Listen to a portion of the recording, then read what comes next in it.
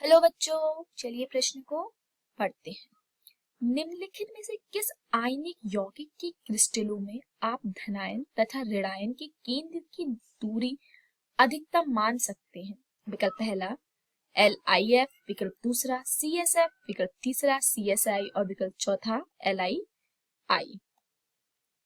तो आइए सबसे पहले हम इस प्रश्न की मुख्य अवधारणा को समझते हैं कि आखिर हमारा प्रश्न क्या कह रहा है। मुख्य अवधारणा प्रश्न में बोला है, इन सभी में से चारों विकल्पों में से किस आयनिक यौगिक, कौन सा यौगिक है जो जिसके क्रिस्टलों में आप धनायन और ऋणायन केंद्र की दूरी, यानी कि ये धनायन है और ये ऋणायन, इसका कोई केंद्र है कि दूरी अधिकतम मान सकते हैं आप किसका? तो धनायन और ऋणायन के केंद्र की दूरी को अधिकतम मानना है तो इसको हम परमाणु त्रिज्या के कॉन्सेप्ट से समझेंगे। किससे?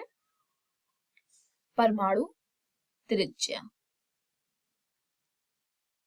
जानते हैं ना कि किसी भी परमाणु में या किसी भी यौगिक में की त्रिज्या को हम परमाणु त्रिज्या कहते हैं।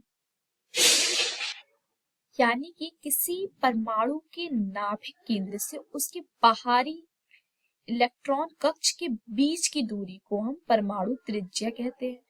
और जानते हैं कि जब भी हम आवर्त में y से दाईं ओर जाएंगे तो हमारी परमाणु त्रिज्या घटती जाती है, जबकि वर्ग में ऊपर से नीचे की ओर चलने पर परमाणु त्रिज्या बढ़ती जाती है। क्या?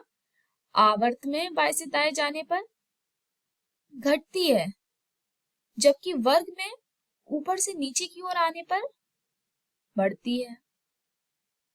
तो आइए देखते हैं विकल्पों में क्या कहा है। LIF यानी कि LI लिया है और F लिया है। CSF यानी कि CS और F लिया है और CSI भी लिया है और LII यानी कि इस तरीके से लिया है। LII, LIF, CSF और CSI दो तरीके के समूह लिए गए हैं। और हम जानते हैं कि ये वर्ग है। जैसे जो वर्ग पहले के तत्व क्या होता है, हेलिना की रफ से फरिया क्या HLI KRBCS होते हैं। तो उसमें सबसे ऊपर वर्ग पहले में LI आता है और सबसे नीचे CS। तो हम जानते हैं वर्ग में ऊपर से नीचे की ओर चलने पर हमारी परमाणु त्रिज्या बढ़ती है, क्योंकि कोशों की संख्या बढ़ती जाती है। ठीक उसी प्रकार हेलोजन फैमिली अगर देखें तो fluorine, chlorine, bromine, iodine. Fluorine सबसे ऊपर आता है, क्लोरीन नीचे। तो इसमें भी हम वर्ग में ऊपर से नीचे की ओर चले तो इसमें भी हमारी परमाणु त्रिज्या क्या हो रही है? बढ़ रही है। तो LI और F की सबसे कम परमाणविक त्रिज्या होगी क्या? LI और F की। तो LIF से मिलने वाले क्या पहले इन दोनों की केंद्र की दूरी अधिकतम तो हम मान नहीं पाएंगे, क्योंकि दोनों की परमाणु त्रिज्या छोटी है, तो LIF नहीं होगा।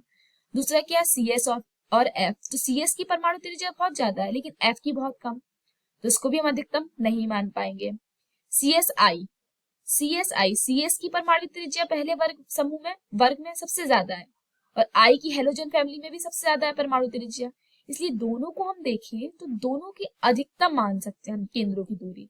तो हमारा CSI हो सकता है। एक बार चौथा विकल्प हम देख लेते हैं, LII।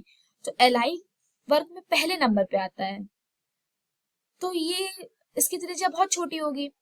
तो और I को देखें तो I की त्रिज्या बहुत बड़ी होगी, तो LII भी नहीं होगा। तो बचा हमारा कौन सा विकल्प? तीसरा CSI, जिसकी धनायन और ऋणायन के केंद्र की दूरी को हम अधिकतम मान सकते हैं। तो हमारा विकल्प तीसरा सही उत्तर होगा। आशा करती हूँ आप सभी को मेरा समझाया हुआ प्रश्न समझ आया होगा। धन्यवाद।